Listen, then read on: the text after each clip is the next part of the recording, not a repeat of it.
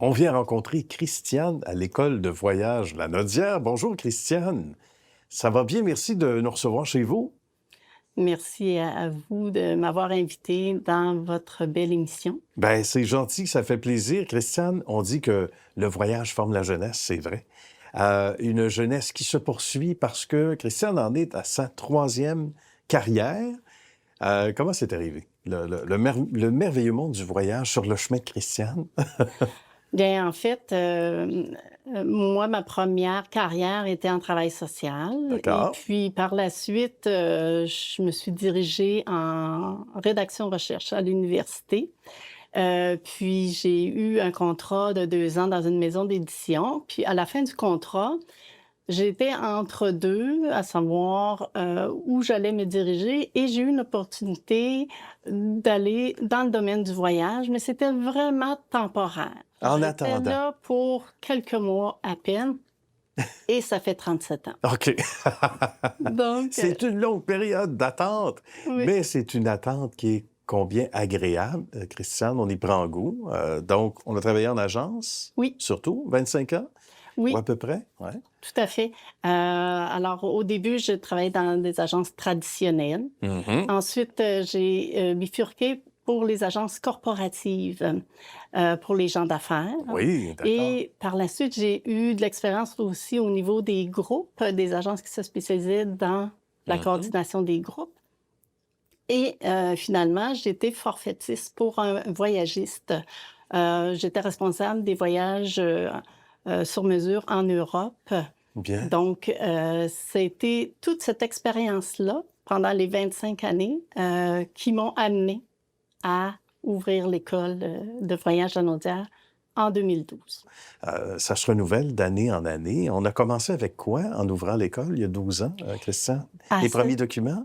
Oui, ben, à cette époque-là, notre formation, phare était la formation de conseiller en voyage qui était de 120 heures. Mhm. Et elle était en classe, donc on a fait, la formation, des formations en classe, pendant 5 ans, en fait jusqu'en 2016 D'accord. et par la suite, là, on a bifurqué vers la formation en ligne seulement. Bien, parce que c'est signe des temps, là, hein, depuis Oui, les années qu'on a vécues, les années de pandémie, etc. Et ça demeure, on dit que ça demeure d'actualité, la formation en ligne. aujourd'hui, Ouais. c'est ce qui est le plus recherché parce que les gens dans le domaine, ont dû s'adapter à la réalité, surtout à la suite de la pandémie Ouais. où, les, voyagistes ont mis beaucoup de ressources, d'outils, de portails, d'applications, pour les conseillers en voyage, pour les aider dans leur travail et aussi pour que les gens puissent, être en télétravail.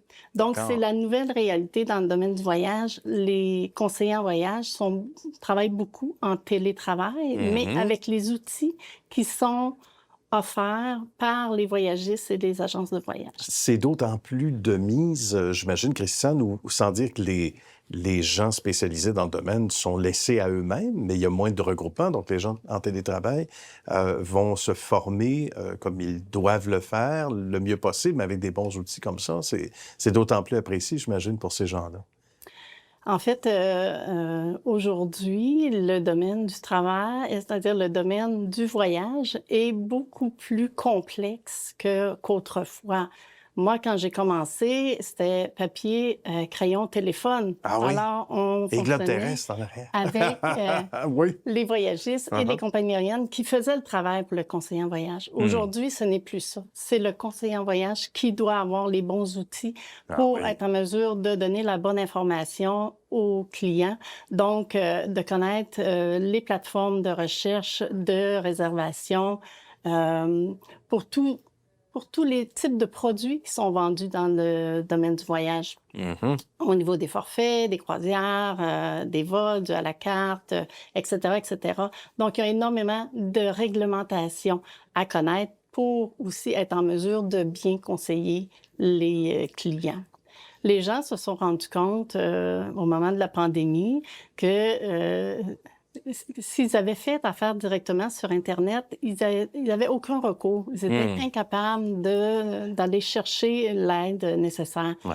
C'est pour ça aussi que le conseiller en voyage existe. C'est un spécialiste dans son domaine et c'est la personne qui est la mieux placée pour accompagner la personne, quelle que soit la situation qui peut arriver Mhm. dans un voyage. Ouais. Donc, les gens ont repris confiance dans le conseiller en voyage parce que les gens qui ont été pris à différents endroits durant la pandémie et qui avaient fait affaire avec des conseillers en voyage, ils ont été capables de revenir parce que le conseiller en voyage ont pris en main les dossiers et ont fait en sorte que les clients aient le bon service Mhm. pour les ramener.